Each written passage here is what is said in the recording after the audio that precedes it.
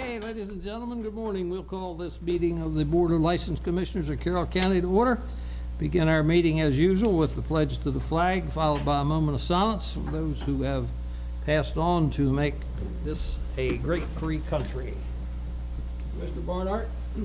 I pledge allegiance to the flag of the United States of America and to the republic for which it stands, one nation, under God, indivisible, with liberty and justice for all.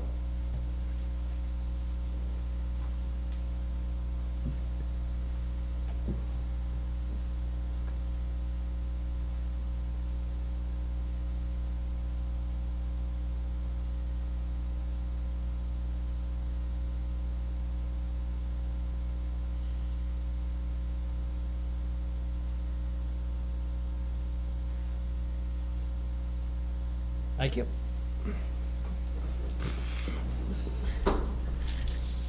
Okay, I guess we will begin our meeting with the approval of the minutes from November the 8th, which you have a copy before you and probably should have received one by email. Are there any corrections or additions? No. Hearing none, they will be approved as read.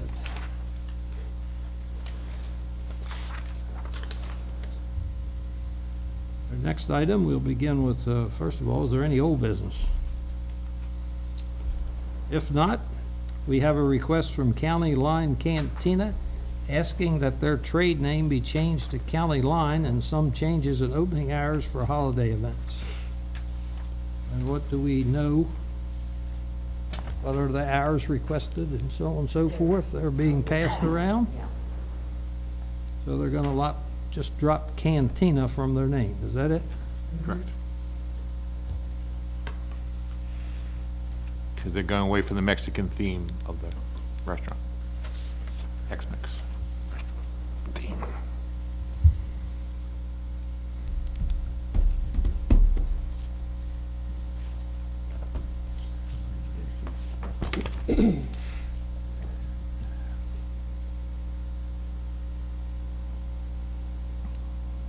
So they're not open now. Yes. Yeah, They are open now. yeah. Okay, not sure if you know this, but County Line will be opening early on 12/16. Oh, they're talking about the hours, not talking about the date.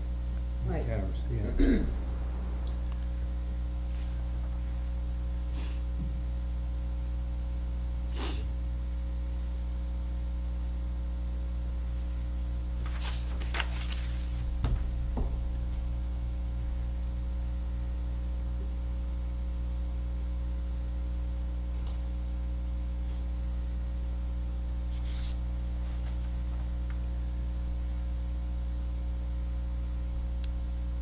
Have you gentlemen visited there?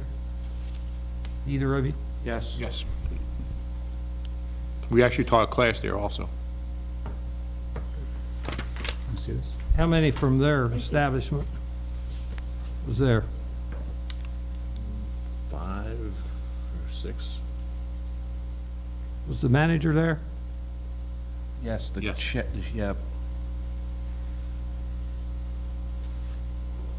Were there anybody there from Hampstead Liquors or whatever the liquor store is? Wasn't a big guy in there? Was one, I think one from Hampstead Liquors. I can go up and find out. I can print out. Oh, I'm just filling time.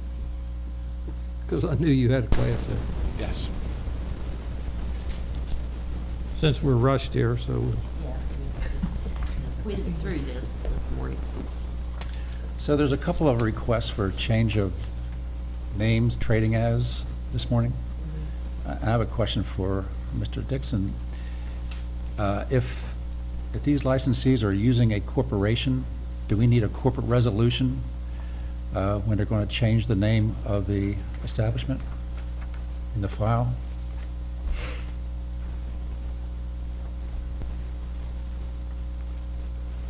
that's a good question.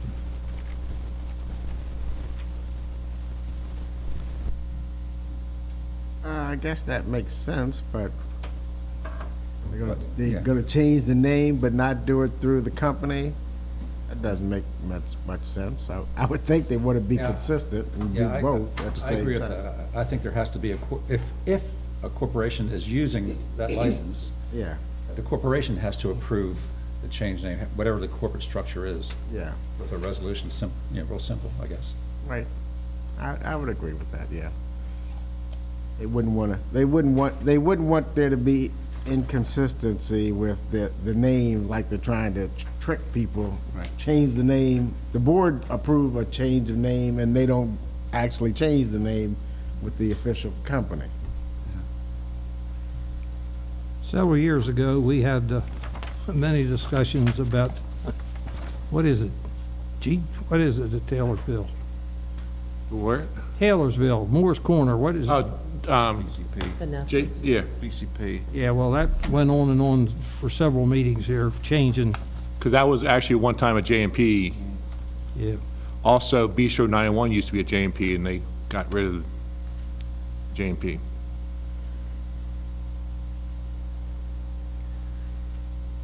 So I assume their normal opening hours is 3 o'clock, if I understand what they said in this memo. Correct. And basically, they're trying to get the lunch crowd back up, but right now, there's not enough lunch crowd support what they want to do.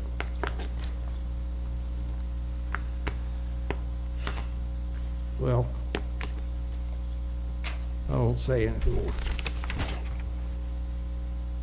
Any objections?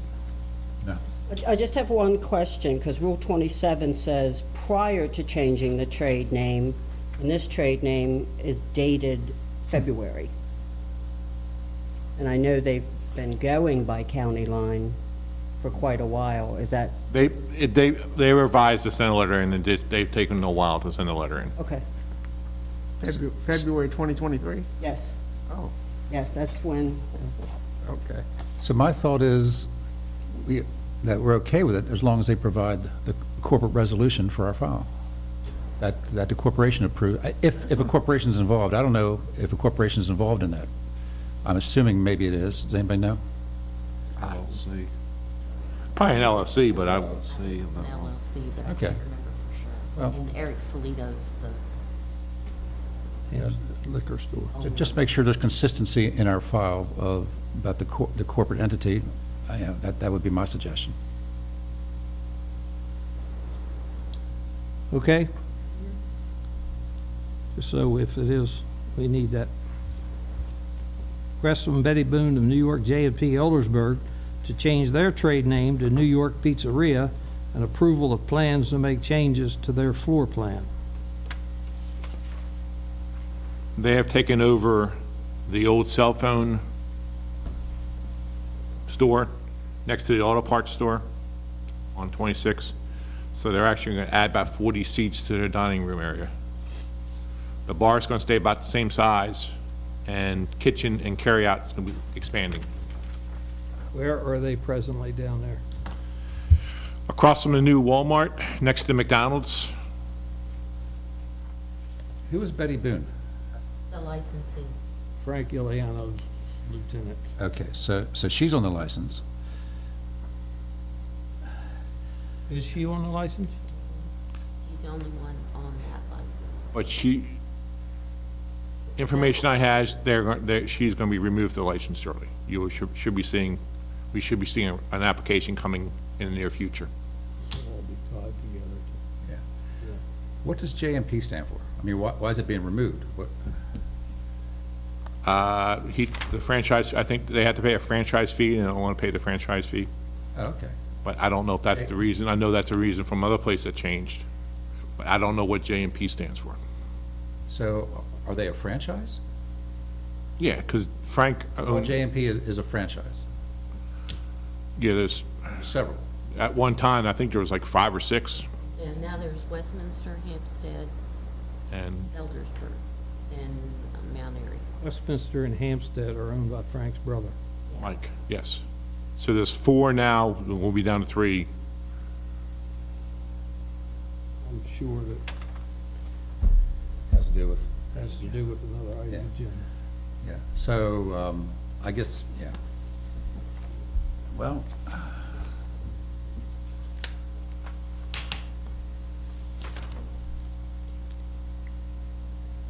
What's highlighted in yellow is the new changes.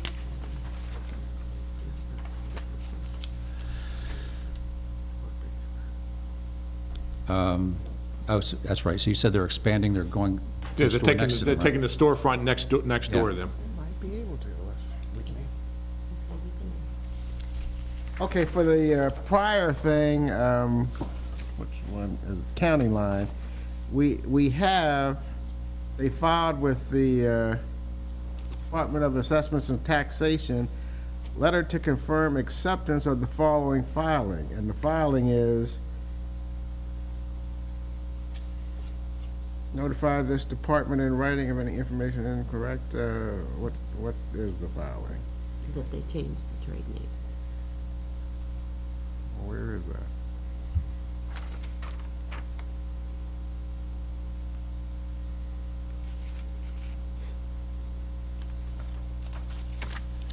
Right there. Oh, they changed they changed the trade name to County Line.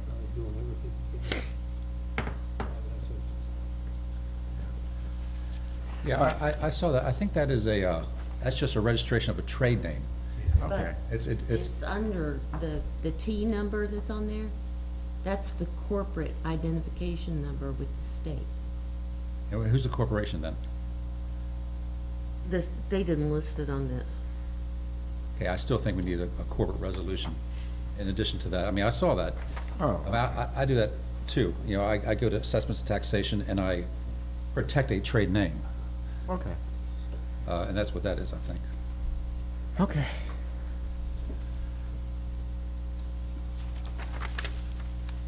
Back to request for a change of name to New York Pizzeria. So, Plans to make their floor plan change. Well, this is a location change then too, right? No, it's just expanding location. I mean, they're not moving the original, I misunderstood you. I thought when you said, when I asked where were they, they're gonna stay the same place they are now. right, they're in a little strip mall right there. There was three businesses, now it's gonna be two businesses, auto parts store, the cell phone store, and then J&P or New York Pizzeria. They took over the cell phone storefront.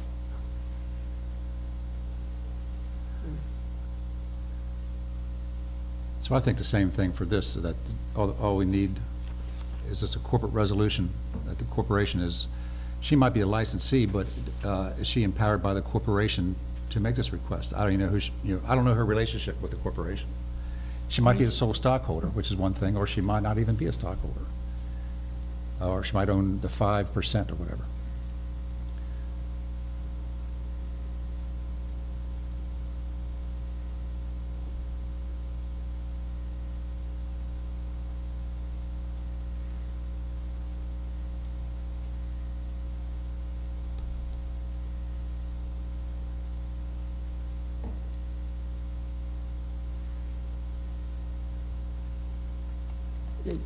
They're expanding the kitchen too, correct?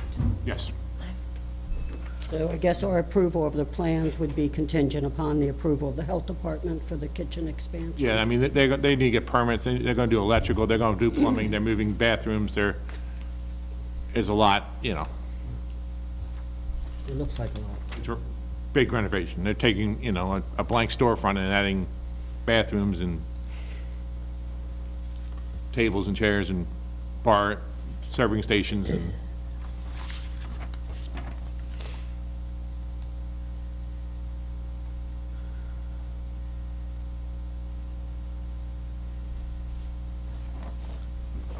Any objections? No. But we'll need a corporate resolution if there is such a thing, right? Email from Hampstead American Legion requesting blanket permit to use their outdoor pavilion for selected events. Drawings of are to follow. Two typos. They're gonna get me drawings of the, they have an outside pavilion to the right of the building, pretty big outside pavilion. And they make requests yearly for different events. I know the board's talked in the past to have them apply for a blanket. Other VFWs, American Legions have done. Pavilion's not new. Really here unless you. No, I'm good, thanks. Sorry. The pavilion's not new. It's been, already been approved, already been built. It's not, just use of it. They can do it anytime they want now. I have no objection. No objection. Basically, thank you. Okay, discussion about going to electronic documents, oh, mercy sakes. As we discussed earlier, IT has come to us and they want us to try to go start making all of our forms electronically, putting it out on the web so people can download it or fill in the form and then send it in. We're going to start off pretty simple.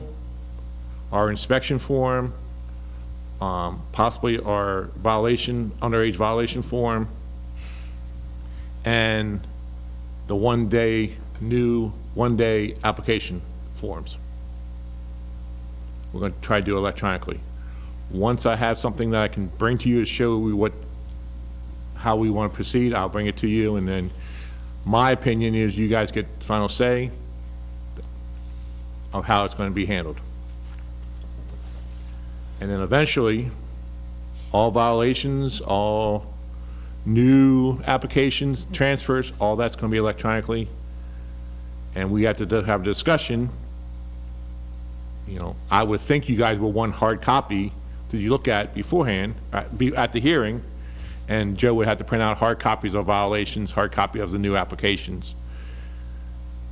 And then hard copies get saved for how many years, Tim? Do we need to save hard copies?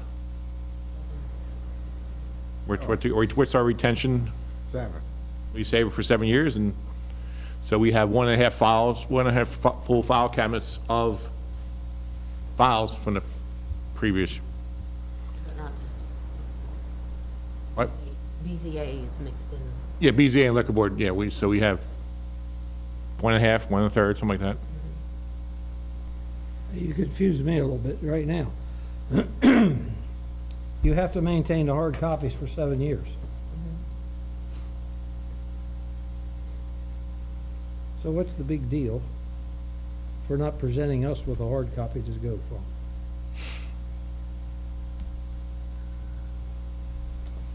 If she's got to save them.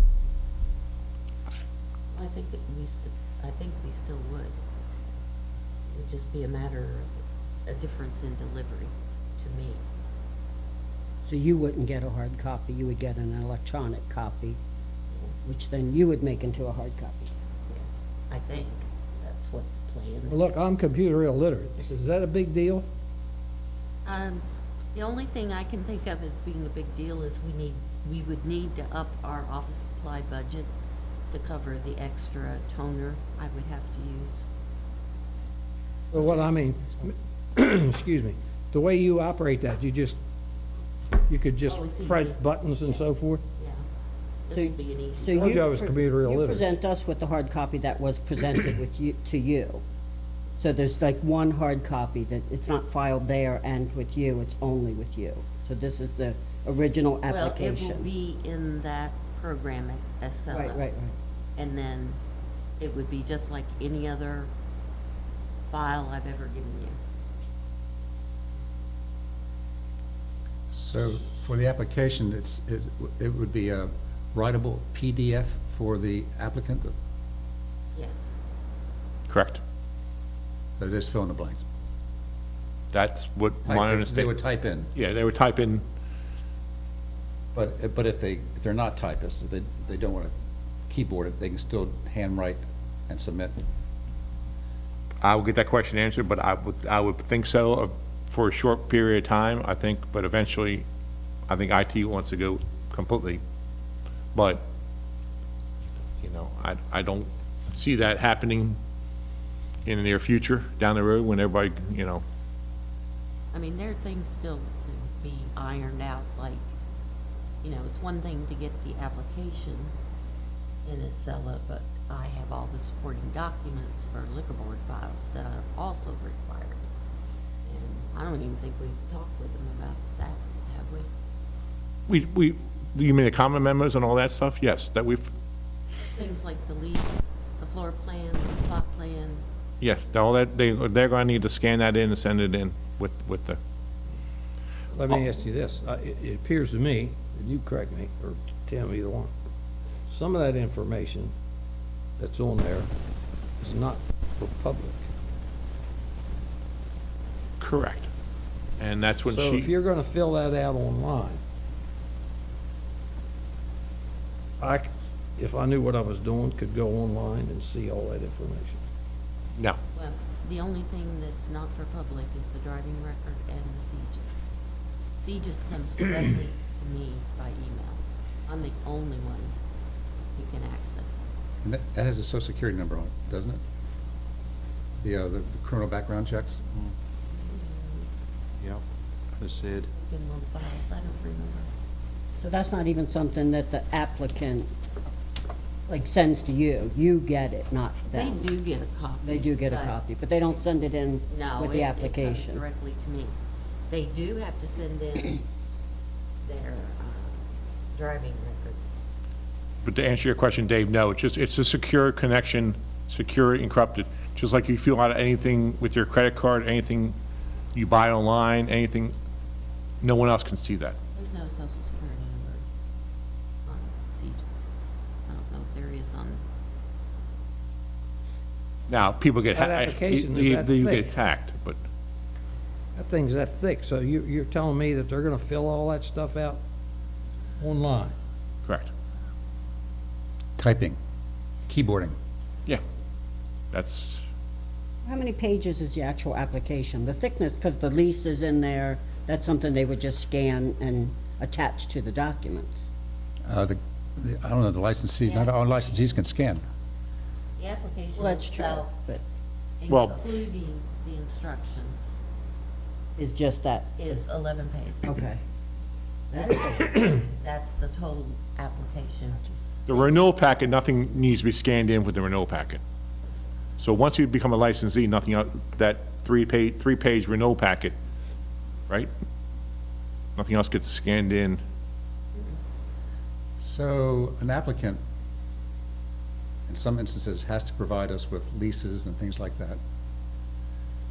And that has to be attached to the application.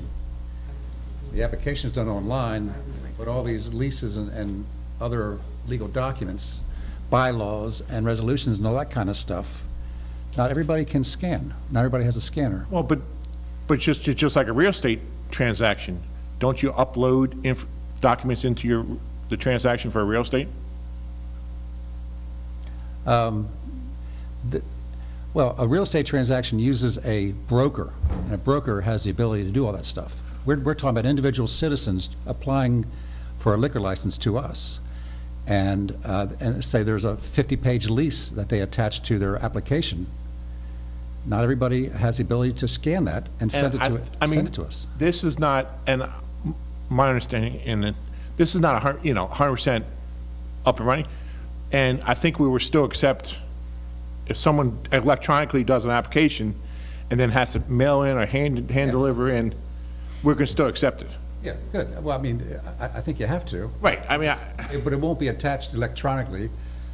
I'm just saying, I think citizens should have that option of providing us the lease without I agree with scanning that, it. right. And then Joe, what Joe then would do, just like she does with Laserfish, is she would electronically scan that into the folder Right. and make it into a file. Another question, and go down another rabbit hole here. A lot of our applications require notary. So we would go to electronic signatures instead of a notary. What do you mean? I mean, no notary or electronic notary? Electronic notary. Or, I don't know, I mean, when I signed stuff, like health, I just did some health insurance, but it was my electronic signature. There was no notary. I don't know exactly how that part works.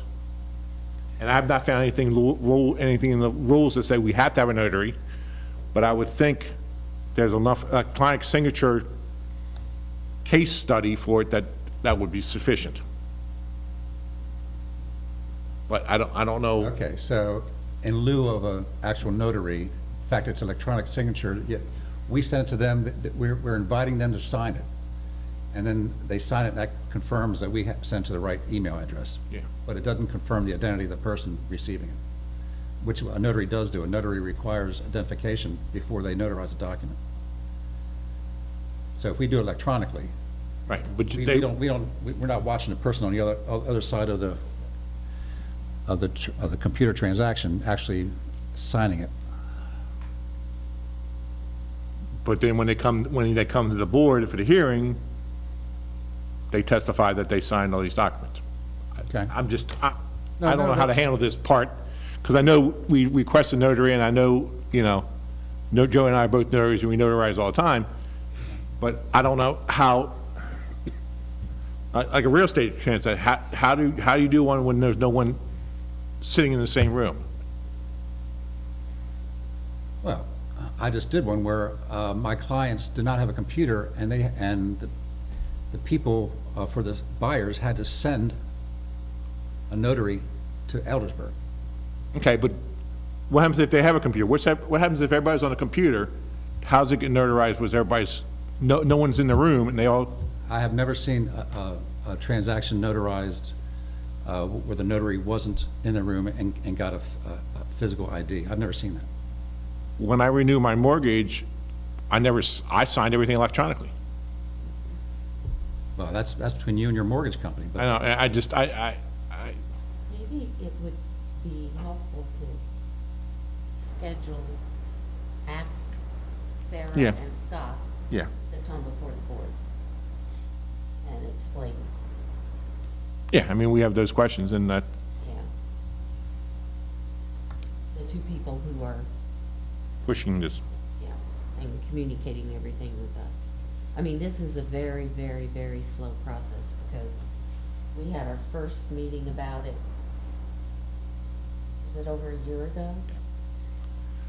we're not high on the food chain when it comes to get this done. I mean, it is what's coming. That's the future of business, transactions, government, everything is online. But we still haven't crested that hill where everyone is able to do everything online. And I think, I mean, I would just, a top thing, my top of my head, we still allow someone to handwrite an application. I mean, We can't, because not everybody is electronic, and not, I knew a licensee that didn't know what the @ sign was on the computer. Yeah. He typed in AT. Some permits and various reports that we have to fill out, agriculture-wise, I'm talking about, have given notice effective 2026, as an example. Everything will be electronically filed, so on and so forth. Are they aware that perhaps, if this is a case, that everybody, all the licensees and everybody, the public should be notified that as of that date, they won't accept certain things? But all the state requirements and so forth give you at least 2 years, and most of them 3 years, before they say, you gotta. This is like the Titanic, the iceberg. We're seeing the tip of the iceberg. I understand that, I'm just. We're not even coming close to, Because that's what the state Department of Agriculture does anyways. and then like the age violation notice. I mean, there's two different versions that we could do. That's be done on a tablet. We're going to do violations with a tablet instead of handwriting the violation. We will print out, they were signed electronically on the tablet. We're going to email that violation to the person, to the business, and then we're going to come back and print that out with the photographs and present you a hard copy, and then have a hearing. so when you email the violation to the business, how do you confirm that the licensee has received it? Or now you do it in person, right? No, we don't. You don't give the violation in person to the licensee? No, we don't. We give it to the manager, or whoever's acting as the manager at the time. Do they give it to the licensee? I don't know. I would hope so. But when I hand deliver the violation notice and the date, and the hearing date, I don't give that to the licensee either. Sometimes I do, but most of the time I give it to the manager.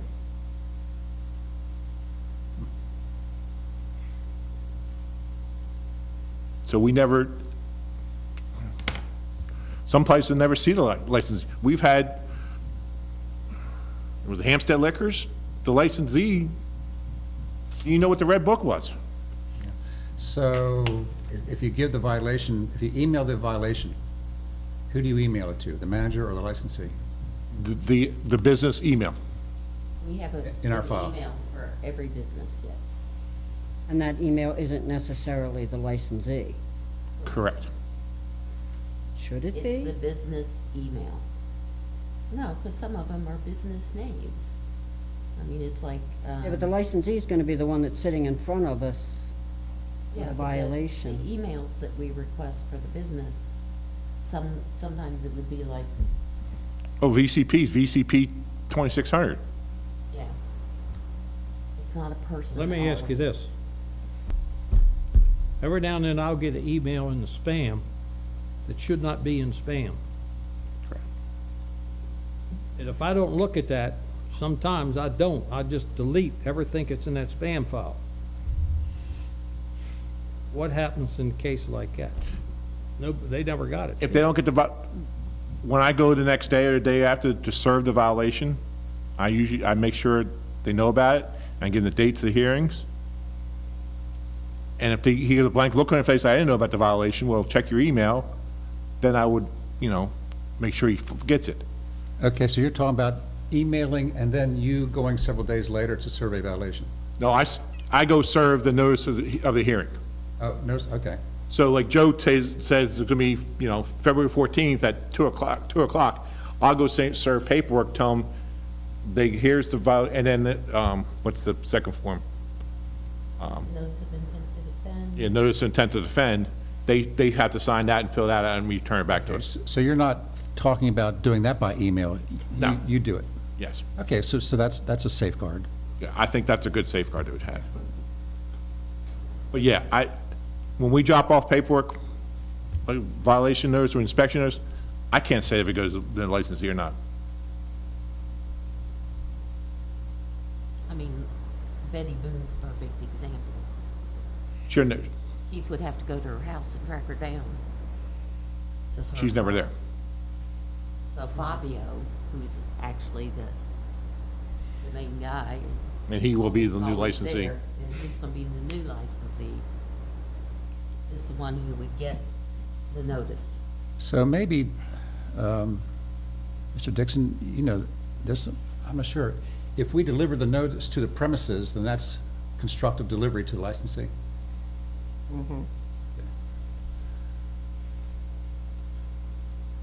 So would you guys like to schedule, I'll just go ahead and find license. have me schedule at one of the hearings? The two people from IT come in so you can ask them questions. I would. Yeah, do it on a slow day like today. Because we might get, Well, next month should be, if they can make it next month, we only have one case, right? Or we got one postponed, did I get post, so we have two? One more. Yeah, we have two for January. Okay, so we have the afternoon, we can, okay, So- I'm sorry. Go ahead. Are we going to discuss the two forms you want, or you want to wait and do that later? I can discuss it now, Dave, do you have any? I apologize if I got to make copies. Oh, okay. Well, then, we'll do it some other time, Okay, if that's what the chairman wants to do. okay. unless you wanna, No, it's we only got two other items, and one of them won't take very long because some people will go at great lengths to get time off.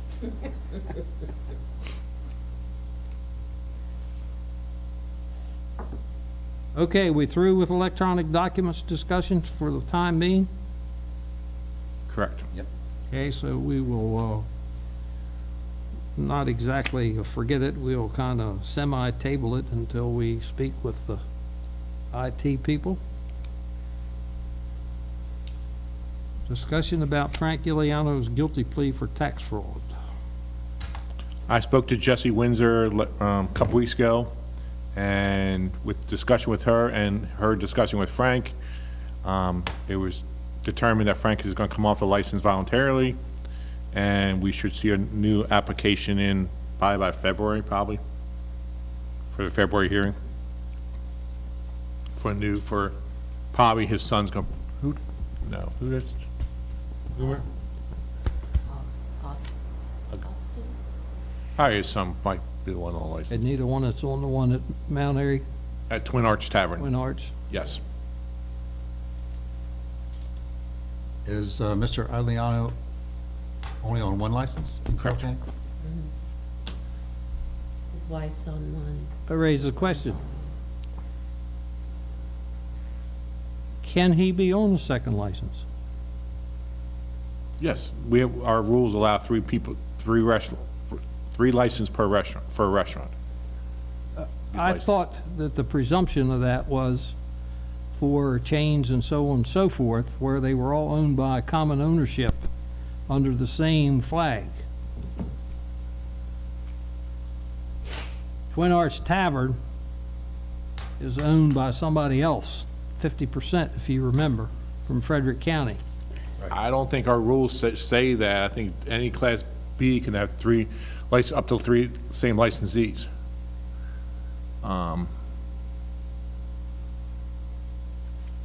Like a corporation, like, my only example I can think of is Cinco de Mayo and Taco Loco. Cinco de Mayo, and I think Taco Loco might be on a different corporation, but I'm not 100% sure. I'm not sure that being on a different corporation changes that requirement, because I think how we look at it is licenses are held by individuals, not by corporations. But an individual holds a license for the use of a corporation. Correct. But if, just because you have a different corporate entity using the license, it doesn't change the fact that it's the same human being who's on the license. So I think we have a rule of, They have to be part of the corporation, yeah, okay? or a corporation. They don't have to be a part of the same corporation as the companion restaurant, Okay. right? I mean, Well, even Cinco de Mayo, each one of those has a different corporate entity. yeah. But that doesn't change the fact that the license is issued to an individual. So we don't issue licenses to corporations, we issue them to people. Right. And they have percentage of the business, they have a percentage of the corporation to be on that license. I don't think our rules, I mean, do you see anything, Tina? I knew you looking. I do not. That's what I was trying to find, if it, what a reference. It should be near the back. So what exactly is the question? Can a name be, a same person be on three different corporations, three different restaurants? Right. Is that the question?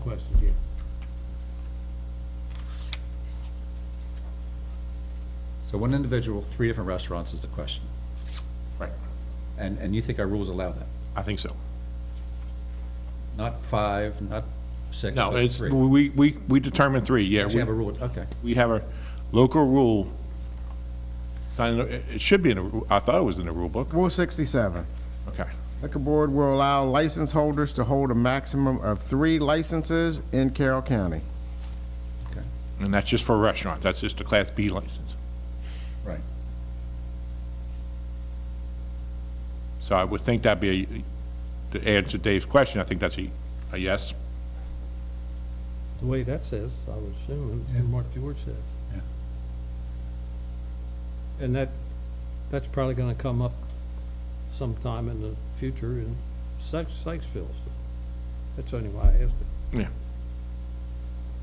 So my question is, does the license stay active once the person no longer becomes fit and proper to hold that license? Is it at the board's discretion to say the license can stay until they replace that person? Or- I think it's active until the board takes action on the license. For it to be inactive, I think we'd have to officially suspend or revoke, and that's a whole process. Okay. That's my opinion. Tim, do you, that sound right?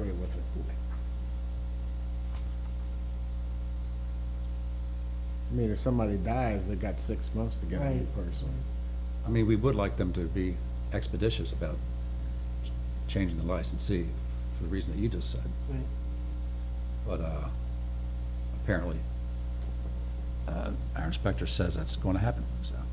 I mean, that's what I was told February, so I'm just, So I guess the question is, do we communicate our wish that that happens, or should we just oh, remain silent? I can, but it's she knows, and I think it's gonna happen. Okay, well, I guess that's really a question for the chairman. I'm sorry, I was writing something down. What'd you say?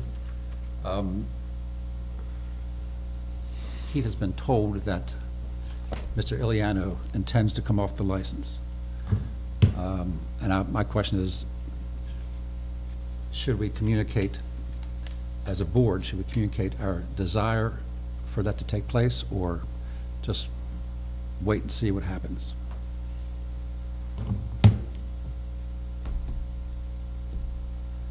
Well, my answer to that would be how serious, and if the licensee is not replaced, what action would this board consider in view of the charges? Well, the charges are serious, and they're directly related to operation of a licensed establishment. So I think that there is some need for a rapid turnover like Keith was talking about. So would it be proper to put them on notice that we would expect within a reasonable amount of time You know, a licensee be replaced? Or, I have done that already, but I can reemphasize, I can call her and make sure she has something in for the I'm February not talking hearing. about mouth to mouth, I'm talking about in writing. Okay. I think it'd be appropriate to send her a letter saying you need to have an application for a new licensee in for the February. February hearing. I agree with that. Do we need that in the form of a official motion? Or, No. It's the direction of the board.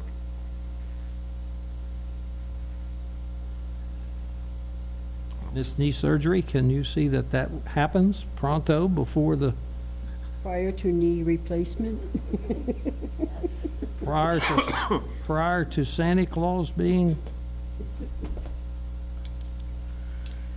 So we'll send a letter expressing the desire that it be handled promptly. You want me to have it be from you and use your signature stamp? Sure.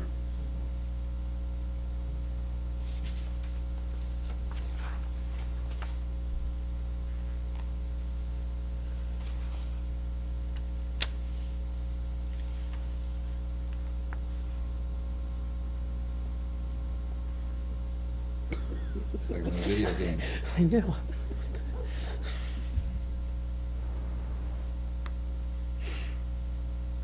Okay, last item of business I have on the agenda, I don't know who this is, but it says Joe out at end of December and part of January for knee replacement surgery. What's that got to do with the liquor board? Oh, you're talking about Joe? That Joe? Oh, I see, okay. And, we will not have full-time coverage in the office, but, I spoke to the HR person today, and hopefully we'll have some full days and some half days of coverage. So I've been training, the one personnel services person we have left. I've been training her. I trained her all day yesterday on stuff, so. And we'll have a couple more sessions before I go out. How long will you be out? My plan is 3 to 4 weeks. And all I have to do is recover well enough that I get the doctor to agree with that. So So you're telling us you won't be here in January 10th? I will not. I am gonna ask HR if Rebecca, the person that I've been training, can come do the minutes. But Tim will have to administer the oath. Or I guess, no, he can't, because you're one of the ones. Because I take the oath too. Yeah. We have a light docket for January so far, right? Yes. And it's two cases, assuming that the guy doing Tawny Town Sunoco gets back from whatever illness his brother has.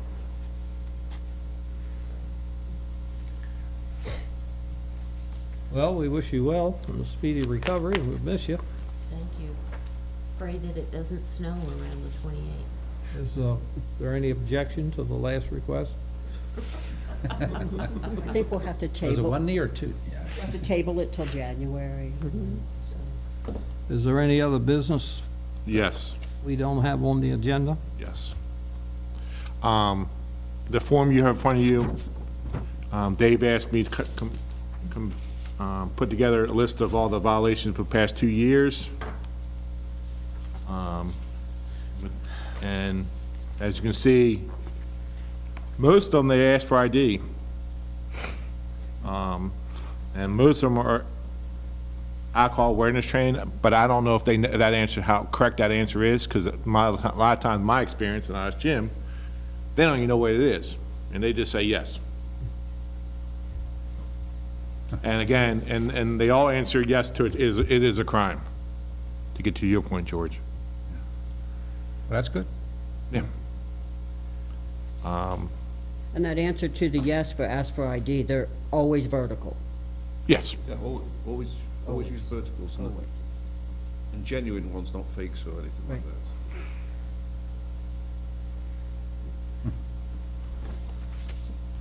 So it seems like the tripping point is asking for a vertical and still serving yeah. in a large degree. They seem to disconnect. When I talk to them when I go into the violation, there always seems to be a disconnect between, oh yeah, I recognized it was a vertical, but I still serve them. And when you ask why, they just say, well, I was busy, or I just wasn't thinking, or, Did the math wrong. And like we Oh, tell them, yeah. you don't have to do the math. It's right on there. that's right. Actually, I mean, if you look, if I just counted them, it's 8 times they asked for vertical, 7 times they didn't ask for any ID. So it's 50. And again, alcohol awareness, a lot of times they don't know, but I got 6 people saying no, 9 people say yes, they have alcohol awareness training. And here's a couple who did not ask for the ID who say they had alcohol awareness, Correct.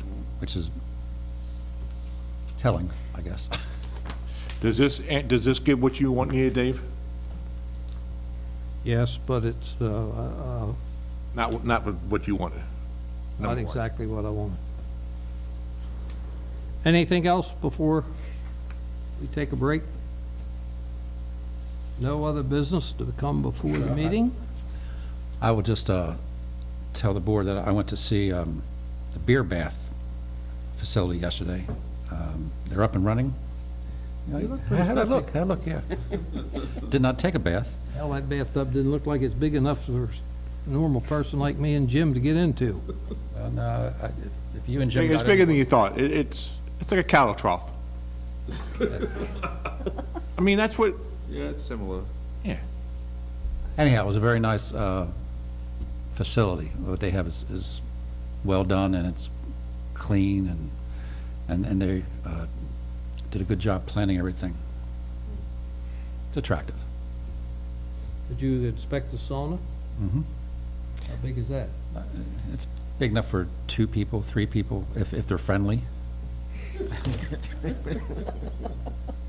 Do they all have their clothes on? You have to wear bathing suits. Yes, yeah. So you go from the bath for 40 minutes to the sauna, and then there's a rain shower. You go in and shower off, and then you get dressed. And they have, all those places laid out very nicely, and in each, not a cubicle, in each room, you can choose your music. You can turn up the music, or you can play through Bluetooth the music that's on your phone, and relax. And they will bring you beer if you like. There's a button that you can press to request beer or anything else, or maybe even assistance. So it's well thought out. And he mentioned that Jim had been there too. I was in on last Friday to do the initial inspection, and I went all around. It's a very nice facility. The kitchen is very well appointed for a small Class D type kitchen. I think the standard chance of success. I was past there on Saturday when I was going elsewhere, and the car parking area by the establishment is packed full of people, so they had a good opening. Yeah, he told me that they have reservations all the way up until April. Oh, I can believe it, yeah. They advertised all the way down to Northern Virginia Yeah. in trade magazines and things to do type of publications. So they've got a good advertising strategy to market the place. Now, did you check the fees? It's $100 for a single, but Yeah. Actually, it might be 120 for a single, but maybe 100. Well, I don't know. Yeah, that's around one tub, and then there's also one room that has two tubs, so you can have four people together. And the more people you get, the ratio goes down some. It's not multiplying 100 by 4; it gets less. Right. But it's online, the charges and fees, and that's just what I recall what he was telling me. anything else, Keith? Not for, Yes, I Public. understand, okay. Miss Joe, anything we missed? Miss Brooke, do you have anything? I had a question. There was, on the email that we got from Joe, there was a discussion about a letter to Commissioner Kyler, and it's not on. I just didn't know if there was something That was a different. mistake. Oh, okay. Okay. Just that's, Do you have anything? No.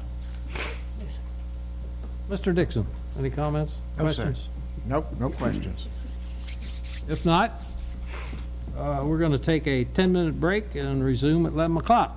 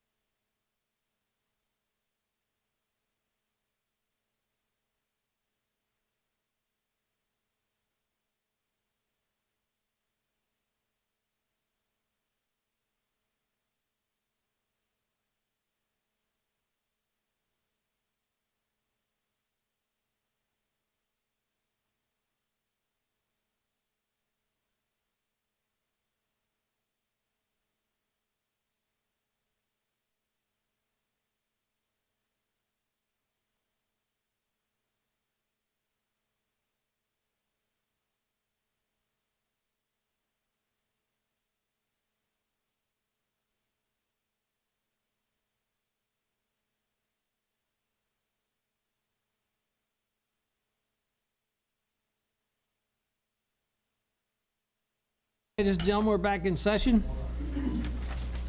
This time, our schedule calls for case number 6482. Mr. Dixon, would you please do the honors? Case 6482, an application for the transfer of a Class B beer, wine, and liquor license from Romeo Brothers, Inc. to be issued to Omar Ambrose Toga for the use of ULL Group, Inc., trading as Paradiso Restaurante, 20 Distillery Drive, Westminster, Maryland, 21157 in Election District 7. In the file of this matter, we have the following documents. Alcohol awareness training for the employees. That's Exhibit 1. And Exhibit 2 is policy acknowledgement.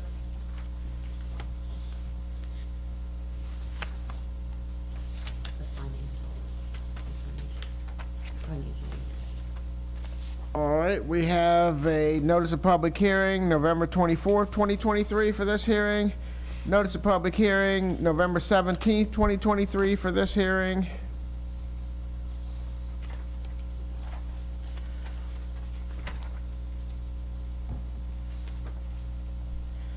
A November 15th, 2023 letter from India Richards, Revenue Specialist, to Ms. Vance.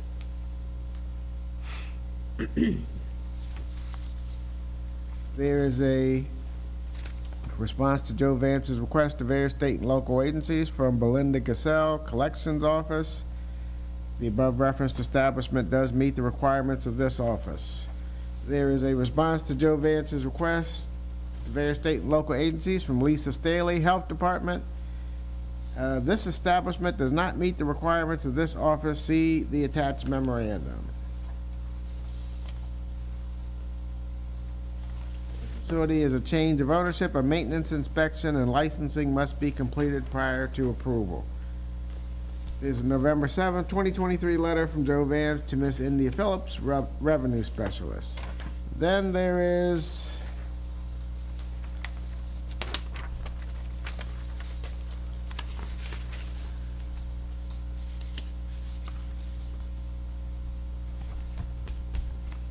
a November 7th, 2023 letter from Joe Vance to Omar Ambrose Toga. There's a November 3rd, 2023 letter from Omar Ambrose Toga to the Liquor Board. And then there's an application, and the application includes character references, MVA information, MVA information, criminal background information, workman's comp insurance, naturalization certificate, SDAT information, a menu, bulk transfer application, ownership information, stock information, corporate information, asset purchase agreement, floor plan, plot plan, and other licensed establishment. I would ask that the file be entered into evidence. We'll accept that into evidence. At this time, I would ask all of those you who intend to testify, please stand, raise your right hand, be sworn in by Ms. Vance. Do you swear or affirm under the penalties of perjury that the testimony you're about to give is the truth, the whole truth, and nothing but the truth? Be seated, and may I ask that when you are called to testify the first time that you state your full name, spell your last name, and address for the record, please.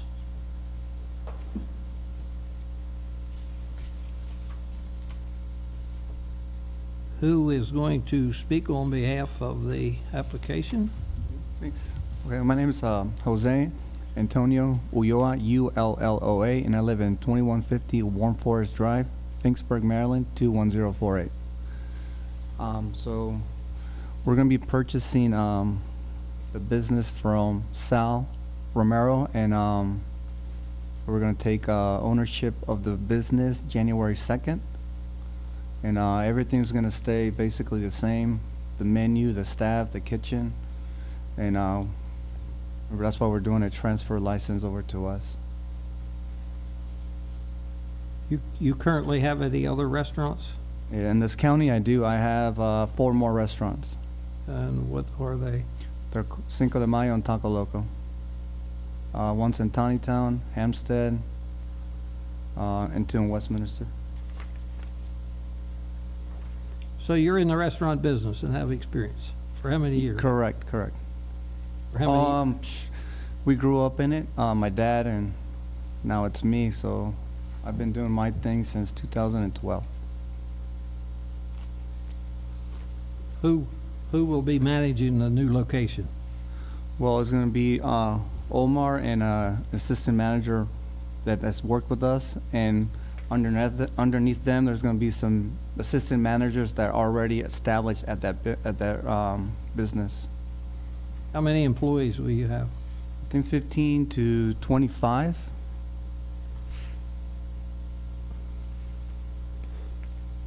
So basically, you're purchasing an existing business that'll just pretty much continue on as it has in the past, and you have the same requirements and so on and so forth as you do with your other establishments? Yes, everything's gonna stay the same. I think with ours, we make sure that all our employees are certified. They didn't have those rules in place, so we kind of are implementing. We're bringing more rules on,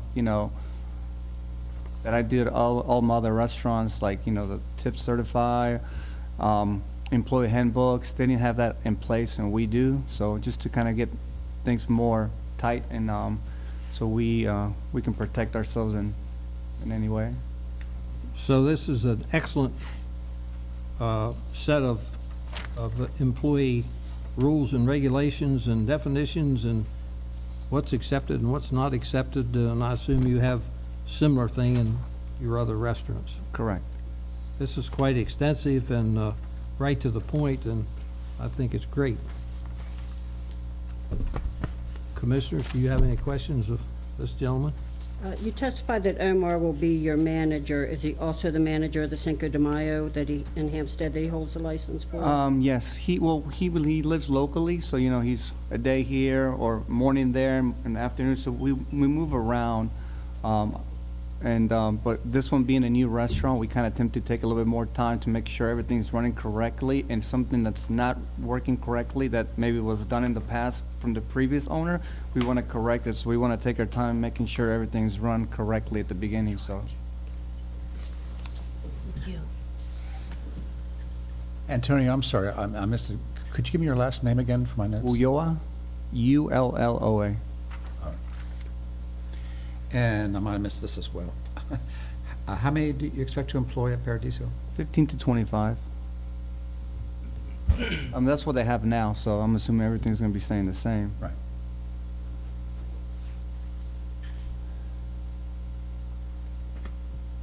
And the paperwork that you submitted to us, that's at all your other restaurants? Correct. Yeah, we just had that class yesterday to make sure everybody had their alcohol and awareness, because I think the whole staff had it. So we want to make sure before we even take over, everybody knows what to do and all the rules and stuff like that.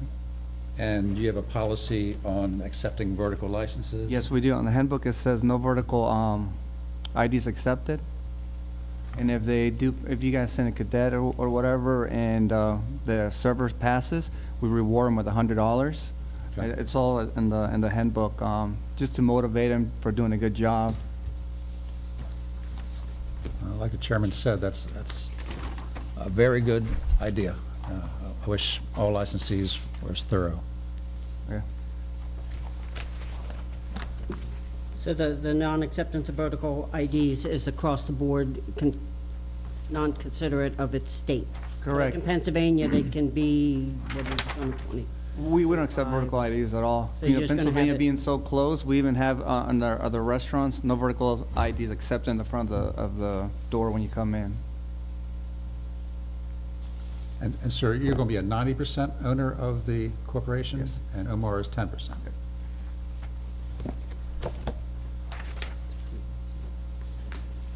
Sorry.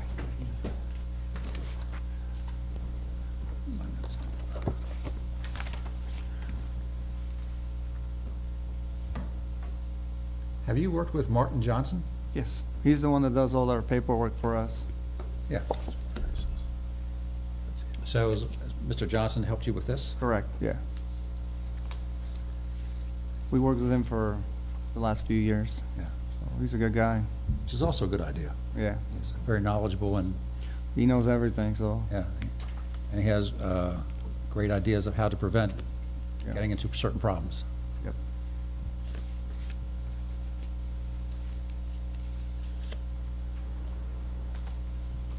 Has the Cinco de Mayo in Hampstead had a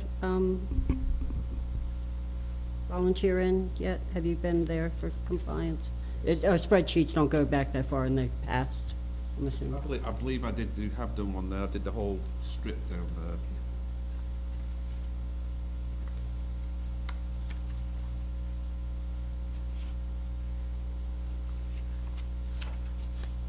And I see the stack of certificate, is that everybody that's currently employed there? It looks Yes, like yes, a in lot. that restaurant, nobody had it basically, so we Okay. had a class yesterday, and we got everybody to attend the class yesterday. Do you want me to pass this on, or do you want to see it? Yes, you can look at it real quick. Take a quick lookie.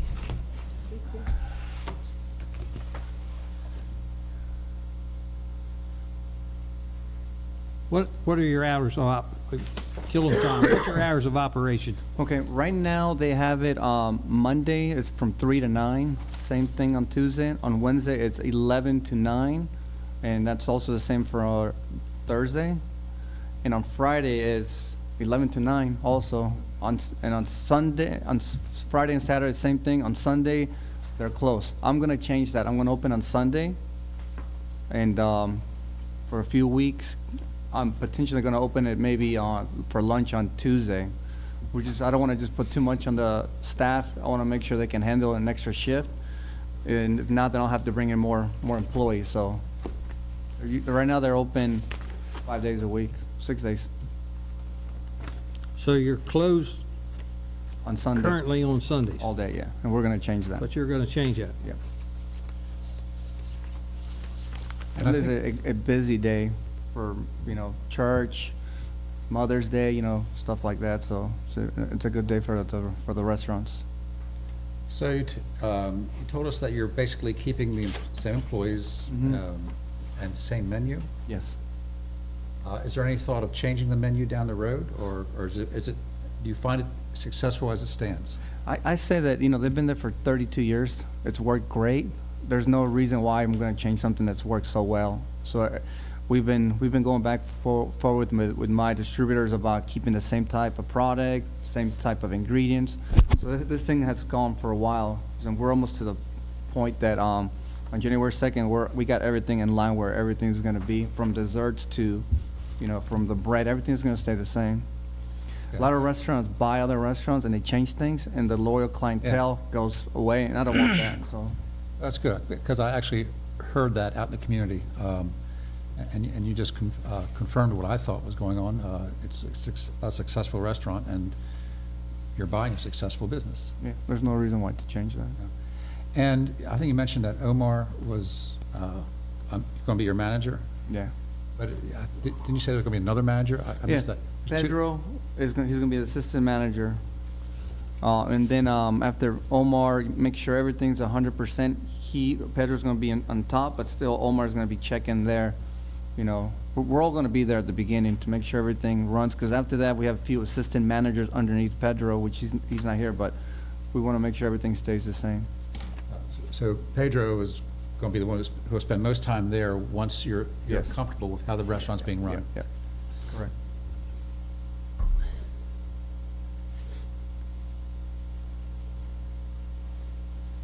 Do you have, I might have missed this, but do you have a carding threshold? Are you gonna card everyone, or are you gonna just card if they look under a certain age? We usually card everybody, but I think a good threshold, I think it says that it's under 50. But yeah, I think the main reason that people get in trouble is when they don't look at the ID if it's vertical. When somebody takes vertical ID, you shouldn't even, I don't want to see it, I can't do it, that's it. We have found that a lot of times the server will look at the ID and still make the mistake of serving someone underage.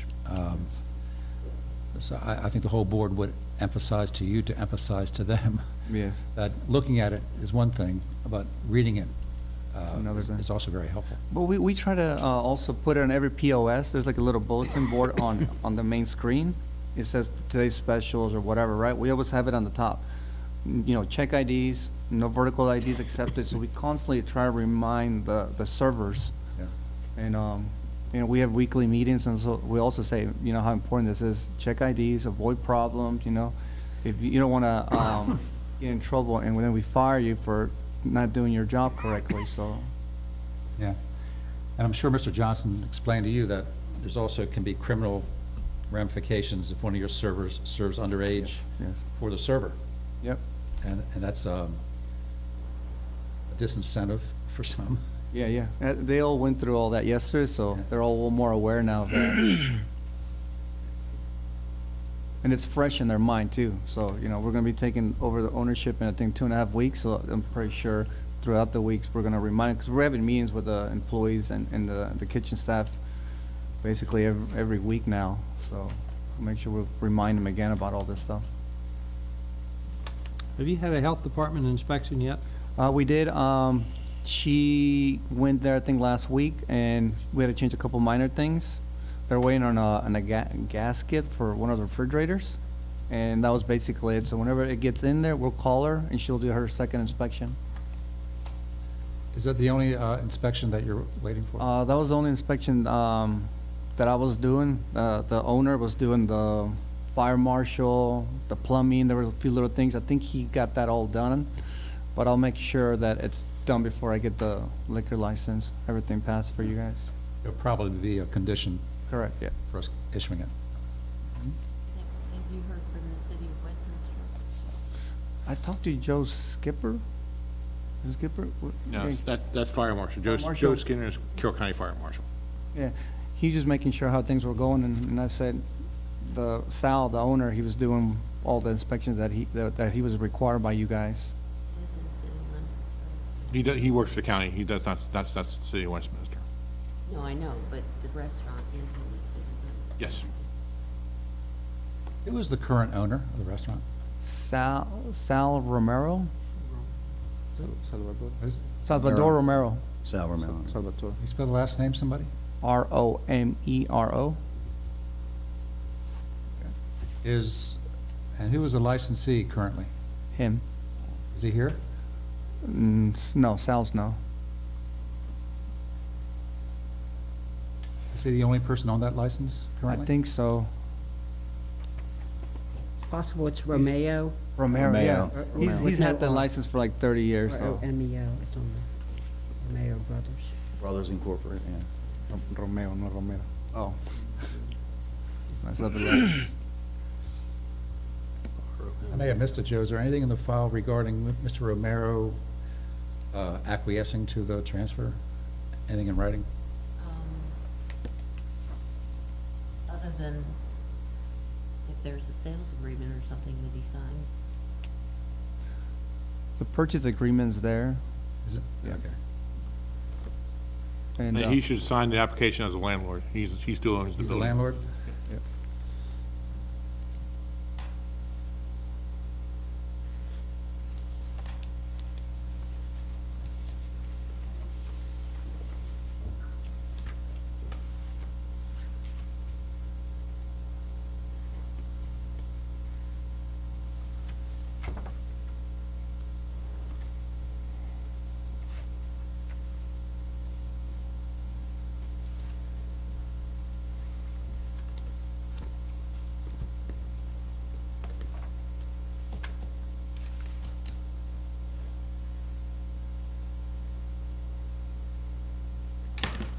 Sal signed it. He did? He signed the consent form to transfer the license. Okay. and he also has signed all the paperwork for the bulk transfer too, for the liquor. Is that in the file? I didn't spend a I'm lot of not time with it. Bulk transfer is in the file. Application, the application is.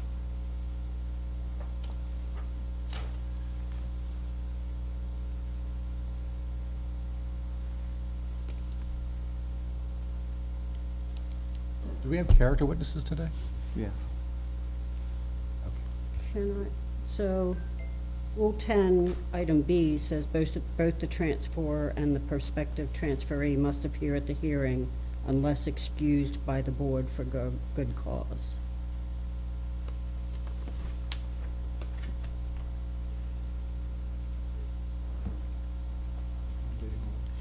Yeah.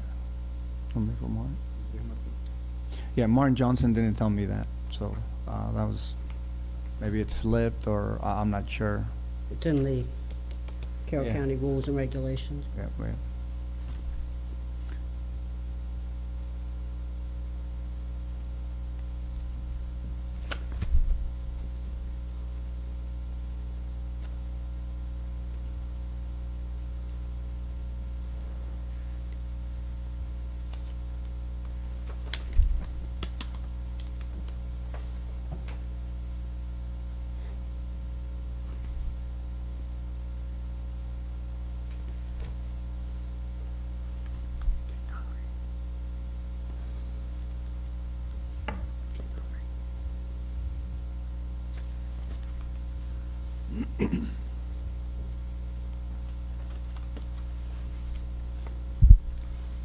Mr. Chairman, they've offered the two exhibits, the policy acknowledgement exhibit 2 and the employees that took the alcohol awareness training exhibit 1, if you want to accept them into evidence.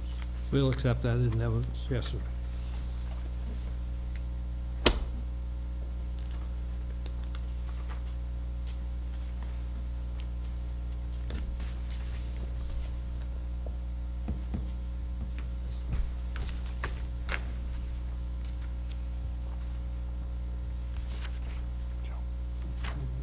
This goes in the file. Yes.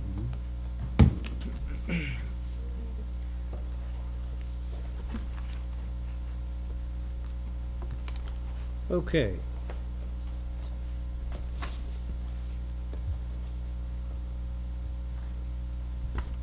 You have some character witnesses?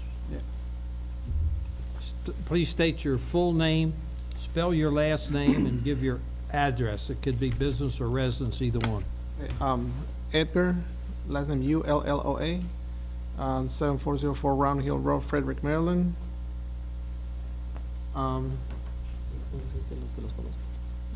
Okay, I've been with these guys working since we started, so I know Omar, he's a good person, he does well in the restaurant, he's been managing the restaurants in Cinco de Mayo for a long time.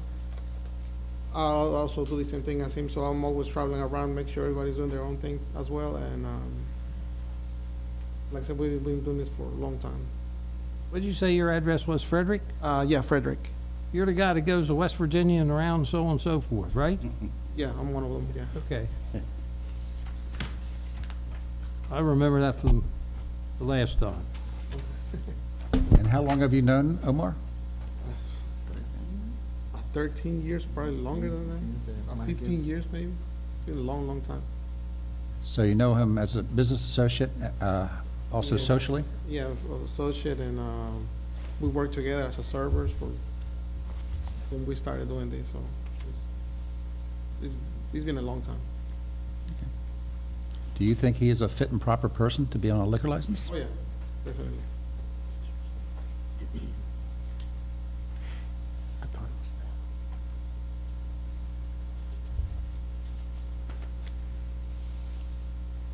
Will you be working under him in the future? Yeah, sure. I mean, like I said, we also do the other restaurants, so I'll definitely be helping him out. And Do you rotate amongst the restaurants? yes, I do. But I'll definitely, like I said, this is where we have most of the restaurants, so I have to concentrate in this area as well to make sure we do the right thing on doing our job. And did you just get alcohol management training? Not yet, but I've done it before. I've done a few classes before on that.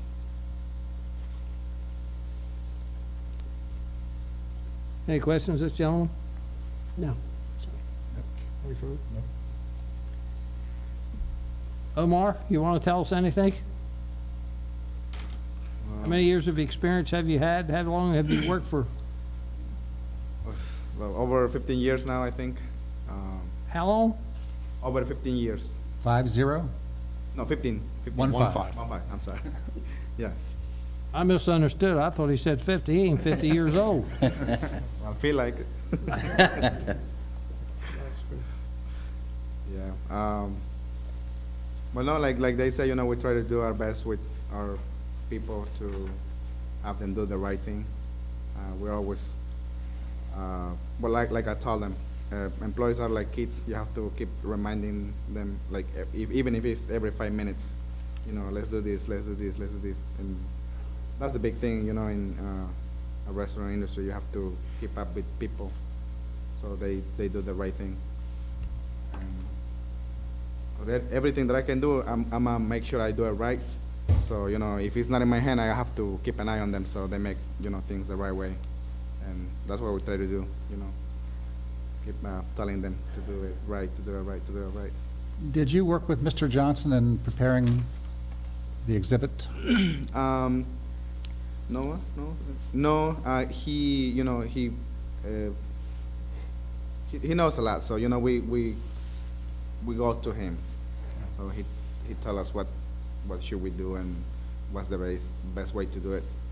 Yeah.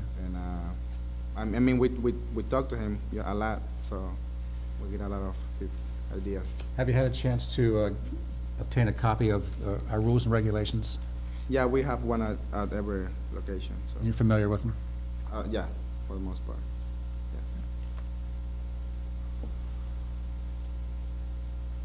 Any questions, more questions of Omer? Next. James Brown, BROWN, 10324B Harmony Road, Myersville, Maryland, 21773. I've known Omar since 2014. I'm their purveyor. I do business with them and all their restaurants. Can't say enough about the guy as far as this is who you want in your community. I mean, he's a stand-up guy. He's very serious about what he does. Takes all the necessary steps within the restaurants. Believe me, I talked to all his managers. And it's just a very successful business. This is who you want in your community. I've known him socially and on the business end since 2014. What do you provide them with? Their food. I work for a company in Harrisburg, PA. And where do you live again? Myersville, Maryland, which is Frederick County. Yeah, right.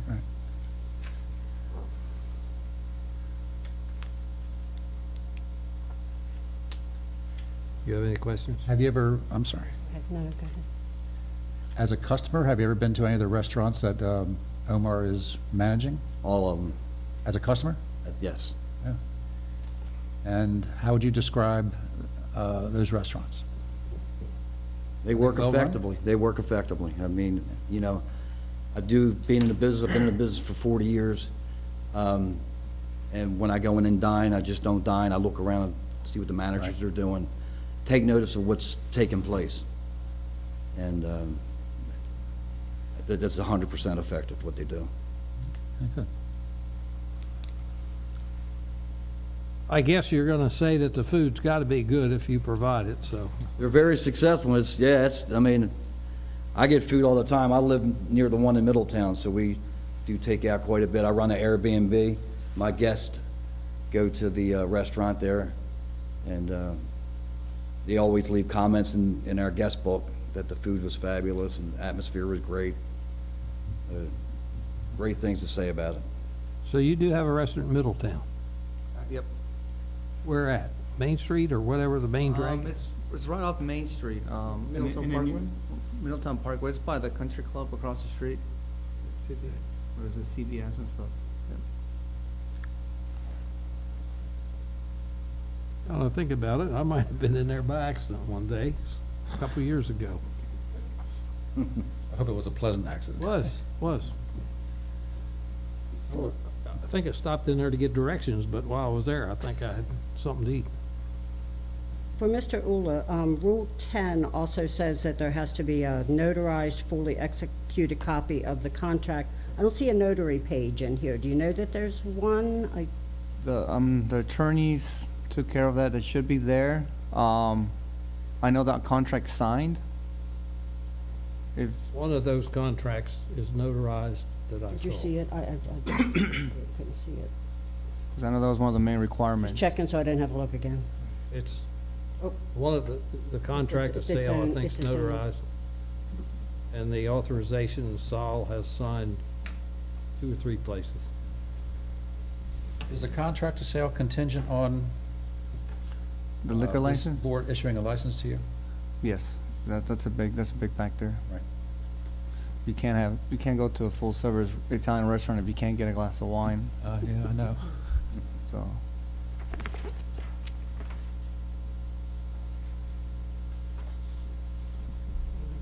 You plan any renovations or anything to the existing restaurant? No, Sal actually remodeled and touched it up during COVID. He painted it, got a couple new tables, so the restaurant looks really nice, so I'm not doing anything anytime soon at least. You're gonna keep your outdoor seating, correct? Correct, yeah.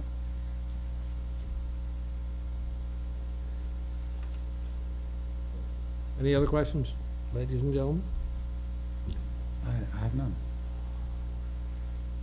Spector, do you have any comments? I've met with Omar, talked to Omar when at Hampstead. I think he's gonna be a good manager. I think he's deserved to have a liquor license. I think he'd be fit and proper to have the license.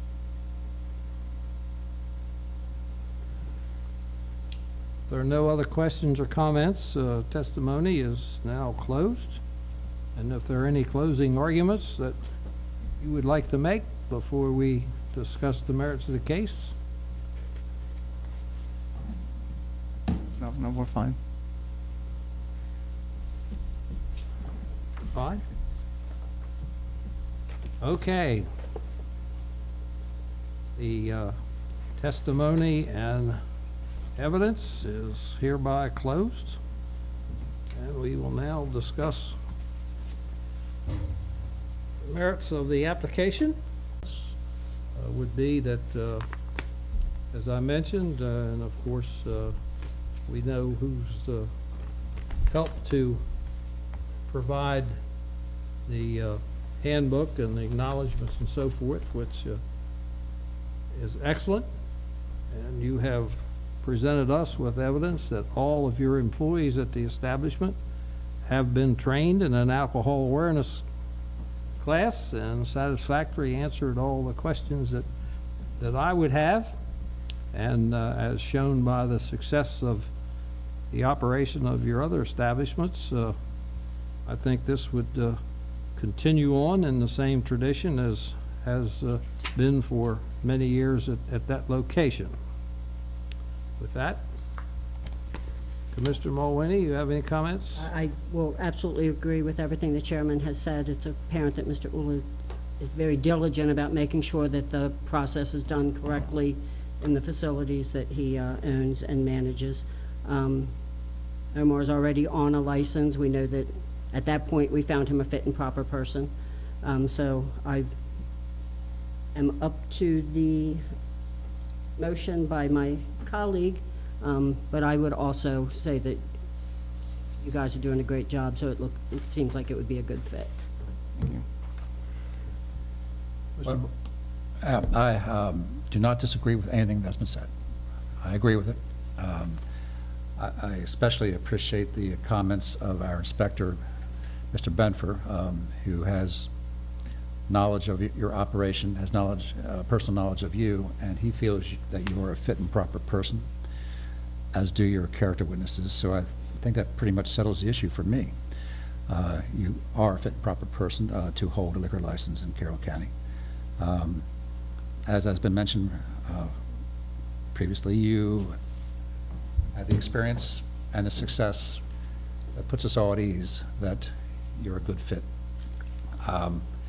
I like the fact that you work with Martin Johnson, that he's a very good resource for you, for all of your businesses, but also for Paradiso, obviously. So having said that, Mr. Chairman, I'm prepared to make a motion. Chair will recognize you for a motion. In case number 6482, I move that we approve the application to transfer the liquor license. Is there a second to the motion? I would second that motion, adding, based on approval, final approval from the Health Department and any other entities that need a final approval. I agree with that. Any further discussion on the motion? No. All those in favor signify by saying aye. Aye. Opposed, no. So ordered. Gentlemen, congratulations. I guess maybe you will have another establishment. I was going to say headache, but apparently it's not a headache because you keep adding them You're on. used to them now, so- You're kind of used to them. Congratulations, and we wish you continued success. And I'm sure that you're aware that anytime, if you have any questions or anything, Omar, or anybody, that our staff is willing to assist in any way that they can. Don't hesitate to call on them. Oh, thank you. With that, congratulations, best wishes. And happy holidays.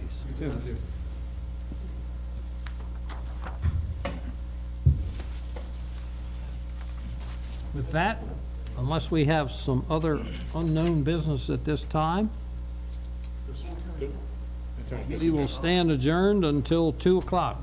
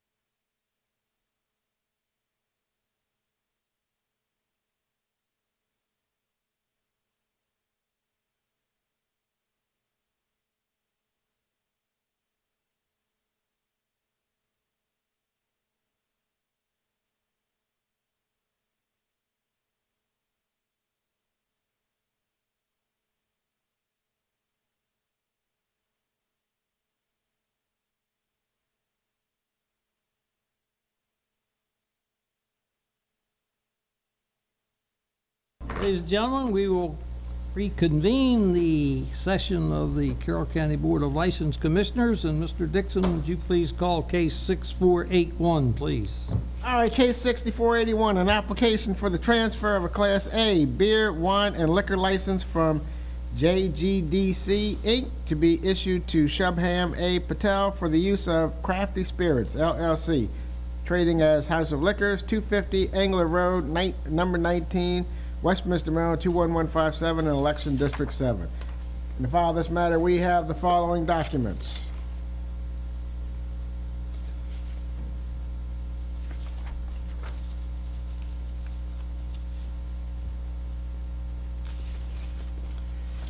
Hearing notice was posted November 24th, 2023,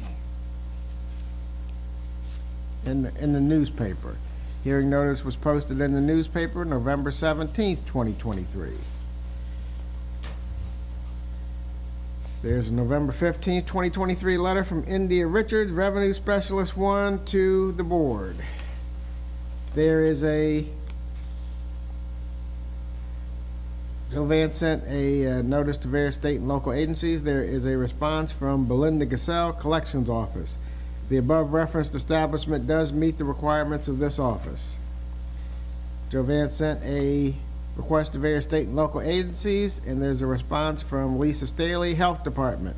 The above referenced establishment does meet the requirements of this office. There is a November 7th, 2023 letter from Joe Vance to Miss India Phillips, Revenue Specialist.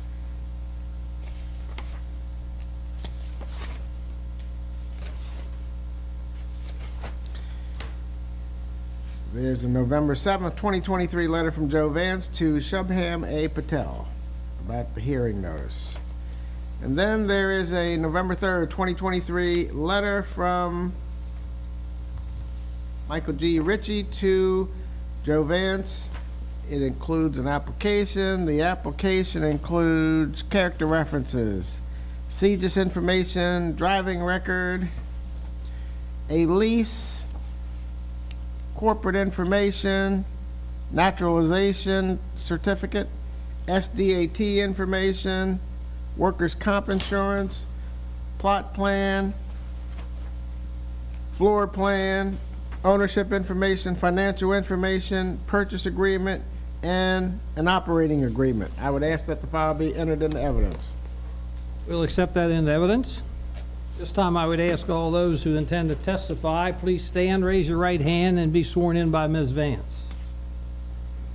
Do you swear or affirm under the penalties of perjury that the testimony you're about to give is the truth, the whole truth, and nothing but the truth? You may be seated. Good afternoon, Mr. Ritchie. Afternoon, Mr. You may Chairman. proceed. Thank you, Mr. Chairman. For the record, Michael Ritchie, 188 East Main Street, Westminster, Maryland. I'm here on behalf of the applicant for the transfer of an existing Class A beer, wine, and liquor license from JGDC Inc., trading as House of Liquors, to Crafty Spirits LLC, applicant Shubham Patel. Mr. Chairman, I'd like to call very, very briefly my first witness, who's the current licensee, Mr. Christian Orr. Mr. Orr?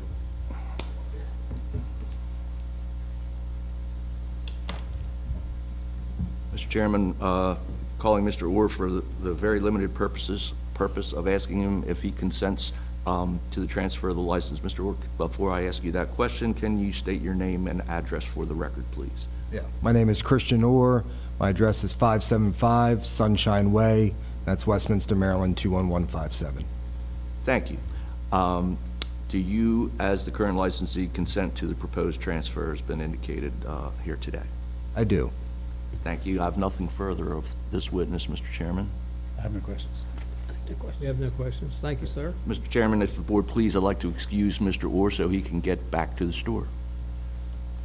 By all means. Thank you. Thank you. Thank you, Mr. Orr. Mr. Chairman, I call as my next witness the applicant, Mr. Patel. Mr. Patel? Have a seat. You've been sworn in. Can you state your name and address for the record, please? My name is Subham Patel, 440 Avenel Circle, apartment 201, Westminster, 21158, Maryland. Thank you. And you're here as the applicant for Crafty Spirits, which is a newly formed LLC to purchase the business known as House of Liquors. Is that correct? Yes, Thank you. Mr. Patel, are you a United States citizen? yes, And are you a naturalized citizen? yes. And where and when did that occur? It's in Philadelphia, July 2023. Thank you. And you stated you're a resident of the state of Maryland, and you live in the Westminster Election District, is that Yes. correct? Thank you. Mr. Patel, have you ever been convicted of a felony, No, found guilty of violating gambling laws, no, found guilty of violating alcoholic beverage laws? no, Thank you. Have you ever held a liquor license before? no, Have you ever applied for one and been turned down? no, And the records indicate that you'll have a financial interest of 75% in this business, is that correct? yes, And it's your spouse that owns the remaining 25%, is that correct? yes, Thank you. Does your spouse have any interest in any other alcoholic beverage license? no, Will there be anyone other than the two of you to have a financial interest in this license? no, Will any manufacturer, brewer, distiller, or wholesaler have any financial interest in this license other than for the purchase and sale of inventory? no, Board grants you this license, would you conform to all laws and regulations relating to the sale of alcoholic beverages? yes, Okay. Mr. Patel, where are you currently employed? at Silver and Liquors, 3957 Littlestown Park, Westminster, 21158. And how long have you been working at Silver Run Liquors? It's been 2 years. Okay. And prior to that, where were you employed? I've employed in Philadelphia, 2 years in beer store. In a beer store in Philadelphia for Yeah. 2 years, okay. So you've been involved in the retail sale of at least beer and/or for the last 2 years, beer, wine, and liquor, for a total of the last 4 years, is that correct? Yes, So relating to the current store, I'm told that there are about 10 employees, 5 full-time and 5 part-time, is that correct? yes, Okay. And most of them will be, most if not all of them will be staying on? yeah, Okay. And I'm also told that most of those folks are already TAMS or BEST certified, is that correct? yeah, I believe it's 70% of them. Okay. And then the rest of whoever's not will get certified We planning to getting certified. okay, when the next class comes around. Okay. And I know that the current owners have a practice of accepting no vertical IDs. Is that something that you'll continue? Yeah, Okay. And what will the hours of operation of the store be? like 9 to 10 on Monday to Friday, Monday to Saturday, and Sunday 11 to 7.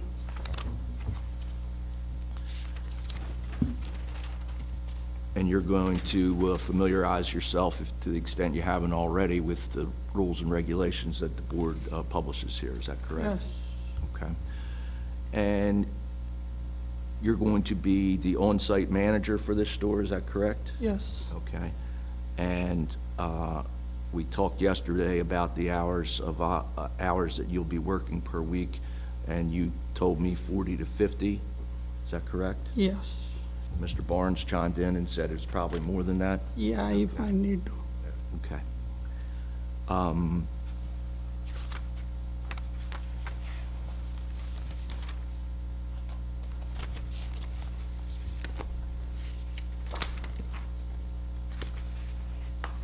I don't have anything further, Mr. Chairman. Are you alcohol management trained yourself, certified? Yes, Thank you. Oh, excuse me, I forgot to ask Mr. Patel. While you're working at Silver Run, have there been any violations that you're aware of? No.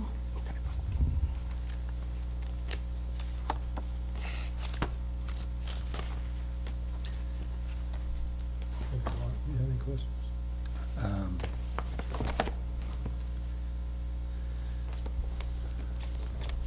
I think you testified that the 25% owner is your spouse? Okay. Will she be working in the store at all? No.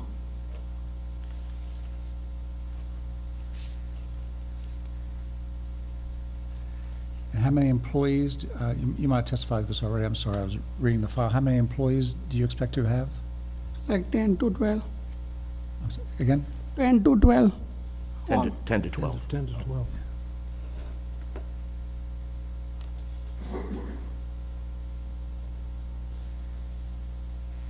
I have no further questions.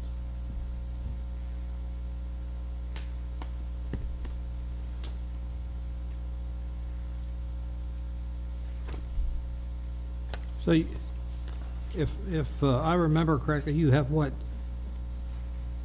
2 years at Silver Run and how long at the Philadelphia location? 2 years almost over there. So you've got 4 years or so. What did you do prior to that? Like, I just come United States, I do that.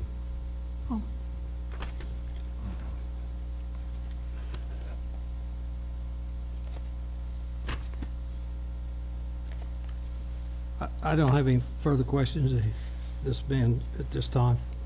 Thank you, Mr. Chairman. Mr. Patel, you can be excused for the time being. Have a seat. Thank you. Mr. Chairman, I've got three character witnesses that I can call to the stand. Three will come up.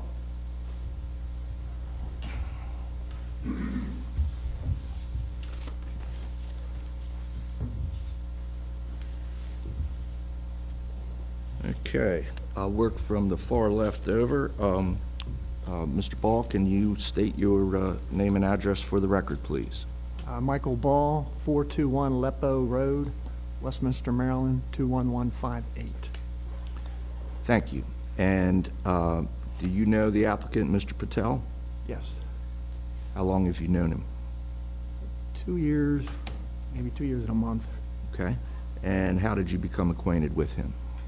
I was the previous owner of Silver Run Liquors, so I've been involved with helping them out in training and helping them out when necessary Okay. for the last 2 years.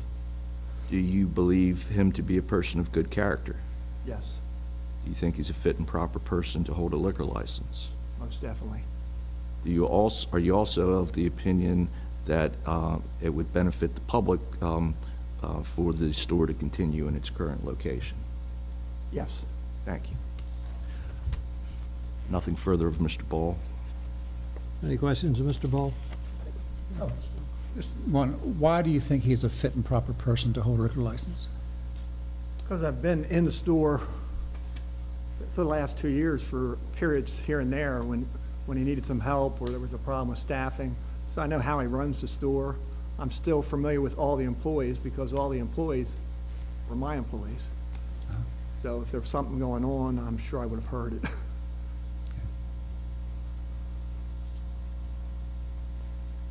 So is he the manager at Silver Run? Yes. Okay.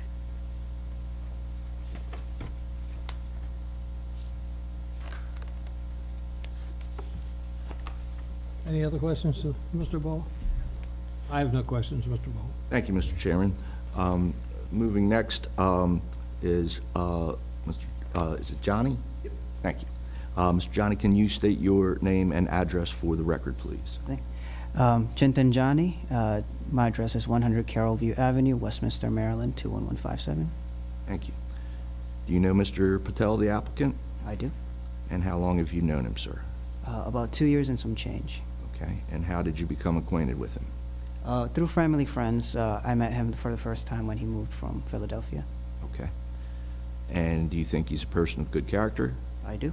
You think he's a fit and proper person to hold a liquor license in Carroll County? Definitely. You familiar with the store's current location? I am? Think it benefits the public for the store to continue to operate in that location? Yes. Thank you.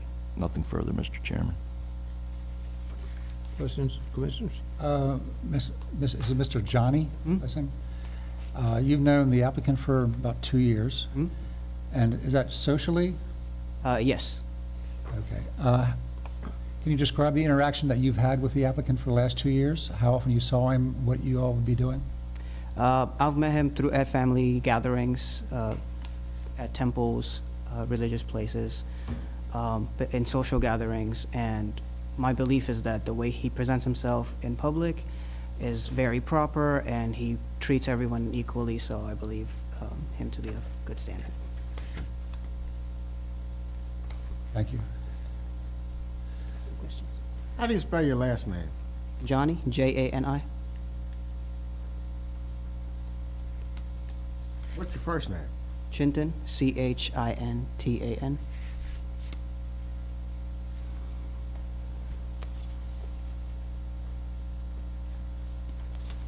I have no questions this witness. Thank you, Mr. Chairman. Lastly, Mr. Chairman, the gentleman sitting to my immediate left, Mr. Rita. Mr. Rita, can you state your name and address for the record, please? Yes, Francis Rita, 109 Sunnybrook Lane, Westminster, Maryland, 21157. Thank you. Do you know Mr. Patel, the applicant here? I do. How long have you known him? Almost 2 years. And how did you become acquainted with him? I retired and I went into his store. I wanted a part-time job and asked if he was hiring, and he hired me on the spot. Okay, so you worked together with him for that period of time. Based on that, do you believe him to be a person of good character? I do. You believe him to be a fit and proper person to hold a liquor license? Yes, Familiar with the current location of House of Liquors? I am. You think it would be a benefit to the public for that store to remain in that location? Yes. Thank you. Nothing further of Mr. Rita, Mr. Chairman. Mr. Rita, when you were working with the applicant, did he ever discuss with you procedures and process for not serving underage people?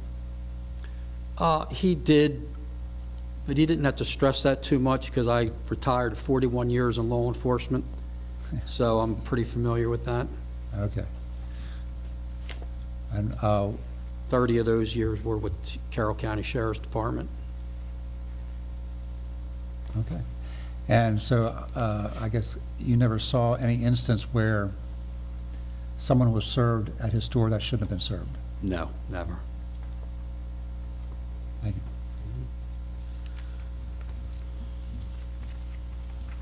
Any other questions? How do you spell your last name? R-E-D-A.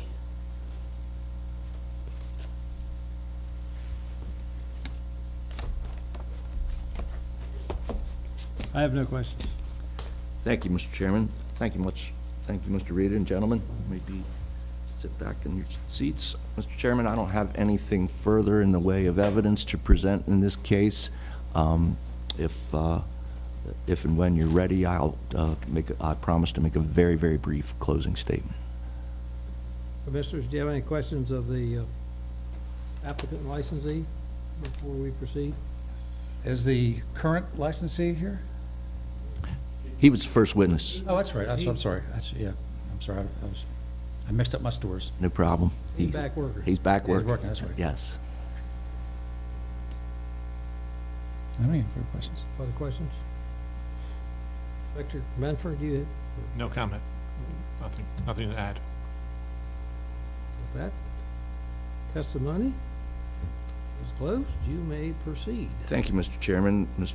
Chairman, members of the board. You've heard the applicant here as on behalf of the newly formed entity Crafty Spirits LLC, which is has an agreement to purchase an existing well thought of business here in Westminster. He has some experience in retail alcohol sales, 4 years of it. He's worked just up the road in Silver Run as a manager, and he will be the full-time manager at this store. Existing employees are intended to stay on, just like they apparently did in Silver Run. He's familiar with policies and on TAMS or Best Certified, and is in fact TAMS certified himself. And you heard him testify that they don't, where he works now, and will not accept any vertical IDs. You heard from the character witnesses rather, that all testified as to his character and benefit of the public for the store to remain open in its current location. So I think, Mr. Chairman, that we've presented a sufficient case for the board to consider and approve the transfer of the existing Class A beer, wine, and liquor license, and I would request that you do so. Thank you very much. Inspector, do you have any, do you have any I do not have anything else. comment? Excuse me. With that being, testimony and evidence has been presented and is now closed, and we will, as a Board of License Commissioners, discuss the merits of the case and render a decision. Mr. Chairman, I would agree with counsel's points they made during summation. Of course, we always like to hear that a prospective licensee does not accept vertical licenses, because we think that's a good safeguard against underage sales, at least to an extent that people read the vertical licenses. But it's good policy, and I'm glad to hear that. He has the experience at Silver Run, which I believe was a well-run store. The character witnesses convinced me that he is a man of character and would be a fit and proper person to hold a liquor license in Carroll County. So those are my comments, Mr. Chairman. I'll agree with Commissioner Barnhart. The character witnesses held a lot of weight. Both spoke highly of him, both professionally and socially, so that really helps us know how rounded of a person that they are.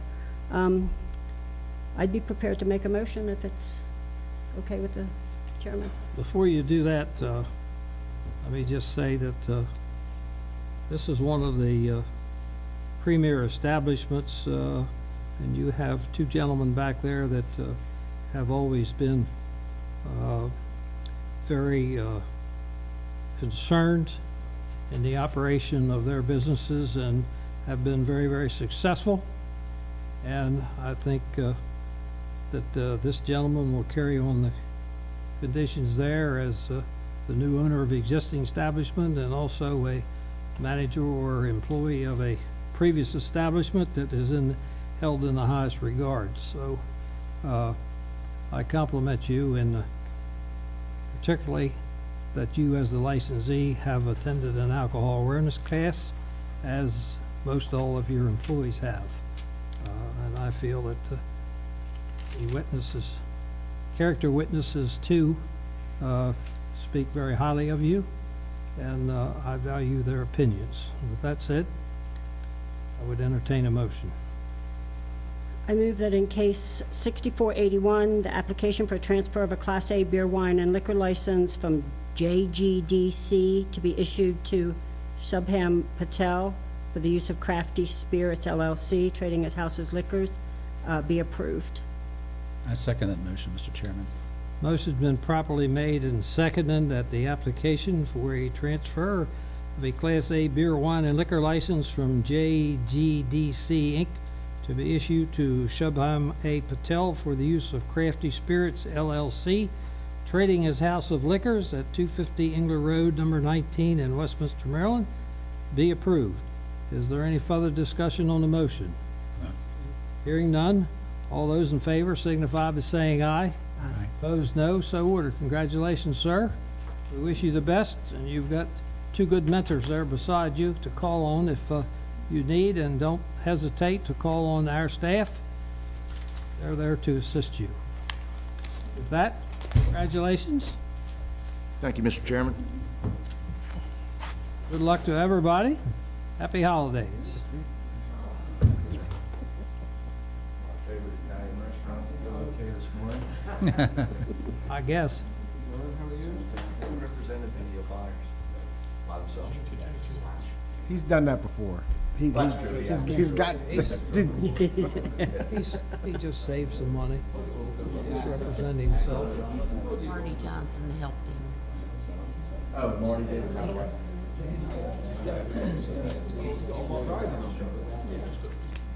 Here's what he presented us.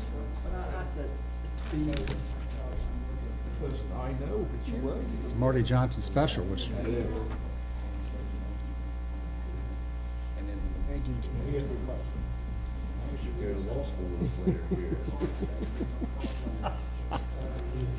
Congratulations, Mike. Thank you. Okay. The rest of my page is blank. Is there anything else to come before this august body? I guess we should wait to see if those two have any comments. However, we wish everybody happy holidays and a prosperous, healthy new year. See y'all. Okay, thanks. Mr. Reader, always good to see you. Good to see you. Keith, good to see you. Do either of you have anything else before we adjourn? If not, we will reconvene, on January the 10th? Is that what it is? January the 10th, 2024 at 10 a.m. here in this room. If there's nothing else to come before us at this time, happy holidays and happy new year and all that stuff to everybody. And good luck with Joe with the surgery. That's right. Somebody want to make a motion? I make a motion. I make a motion to. I second the motion to adjourn. All those in favor signify by saying aye. Opposed, no. So ordered.